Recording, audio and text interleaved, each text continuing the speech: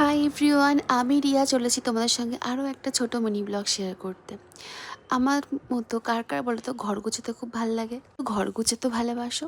আমি প্রতিদিন নিজে ঘর গুছোতে খুব ভালোবাসি।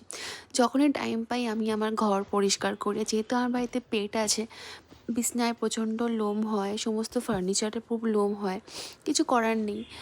যাই হোক, আমি সকালবেলা নিজের কিছু কাজ করেছি, অল্প ব্রেকফাস্ট করেছি, ব্রেকফাস্ট আমি স্কিপই করি। বিছানা গুছিয়ে এখন সোফাটা গুছাচ্ছি। এবার সারাদিনে তো টুকটাক কিছু কাজ থাকেই। আজ সেরকম কিছু প্ল্যান ছিল না, ছিল এটা মকর সংক্রান্তির দিন ভিডিও। তো ওই দিনকে আমার স্যালন অফ ছিল, তাই ঘরটা পরিষ্কার করলাম। দেখো ঘরটা কতটা ক্লিন লাগছে।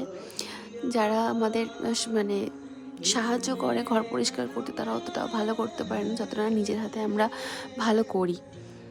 তো বাইরে খুব ঠান্ডা পড়েছে, রোদও উঠেছে। আর এদিকে ঠাকুরমশাই পুজো করে চলে গেছে। আমি ফ্রিজ থেকে কিছু জিনিস বার করছি কিচেনে রান্নার জন্য।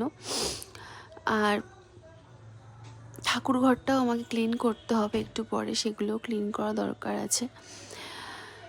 কী বার করছি জানি না, আমি একটু দই খুঁজছিলাম। আমি দই খেতে খুব ইচ্ছা করছিল, আর একটু পাটিসাপটা খেতে ইচ্ছা করছিল। কি জানি কদিন ধরে এত দুধ পুলি খাবার ইচ্ছে হচ্ছে, কিন্তু দুধ পুলি করে দেওয়ার মতো কেউ নেই।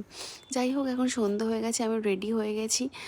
আমি একটু ক্যাফেতে যাব বলে, ওখানে অনেকেই কাজ করছে, দেখবো কি হচ্ছে না হচ্ছে। আর সন্ধ্যাবেলা চলে গেছিলাম একটু পাটুলিতে। পাটুলি যাওয়ার আগে ক্লিপিং এটা। তারপরে আমি আমার ক্যাফেতে চলে গেছিলাম, সন্ধ্যা থেকে ওখানেই ছিলাম। চলো বাই, ভালো থেকো। কেমন লাগছে মিনি ব্লগটা আমাকে জানিও।